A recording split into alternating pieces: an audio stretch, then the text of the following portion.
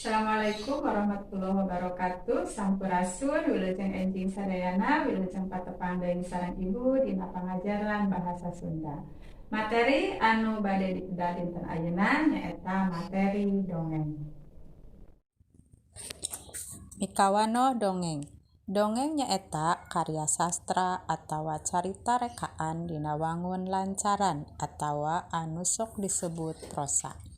Aya dua rupa prosa nyaeta prosa buhun jeung prosa modern. Dongeng teh kaasupna kana prosa buhun. Contoh karya sastra prosa buhun liana nyaeta seperti carita wayang. Sedengkeun contoh karya sastra prosa modern nyaeta seperti novel jeung carita pondok atawa carpon. Ciri anu paling khas dina dongeng nyaeta caritana anu pamohalan atawa teu asup kana akal atawa loba bohongna, saperti aya sasatoan atawa tutuwuhan anu bisa nyarita. Siswa-siswi sadayana urang lanjutkeun kana jenis-jenis dongeng. Dumasar eusi jeung palakuna dongeng bisa dipasing-pasing jadi 5 bagian. Nu kahiji dongeng parabel. Nyaeta dongeng anu nyaritakeun kahirupan jalma biasa anu paripolahna jeung kalakuanana teu lumrah atawa mahiwal. Contona dongeng Si Kabayan, Abu Nawas, Tukang Cukur Panipuan jeung sajabana. Anu kadua dongeng fabel. Nyaeta dongeng sasatoan anu paripolahna dicaritakeun kawas jelema. Umpamana bae bisa nyarita. Contona dongeng Sakadang Kuya jeung Sakadang Monyet, Sakadang Peucang jeung Maung, Gajah Eleh ku Sireum jeung sajabana. Anu katilu dongeng Sasakala.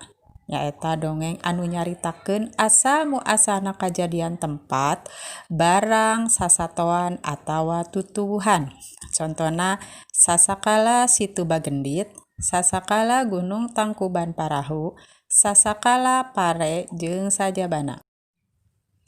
Anu kaopat dongeng Sage. Nyaeta dongeng anu nyaritakeun kajadian atawa jalma anu ngandung sajarah.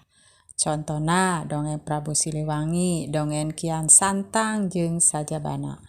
Anu kalima dongeng Mite. Nyaeta dongeng anu eusina raket jeung kapercayaan masyarakat kana lelembutan atawa hal-hal anu gaib.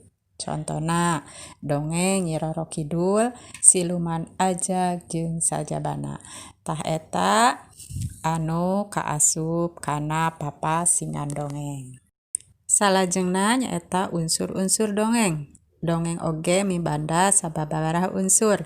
Di antawisna nyaeta nu kahiji tema. Tema nyaeta ide, maksud atawa tujuan anu hayang dihontal ku pangarang dina hiji carita dongeng. Anu kadua galur atawa plot. Galur atawa osok disebut oge jalan carita atawa runtuyan carita.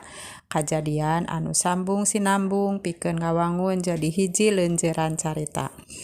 Anu katilu tokoh.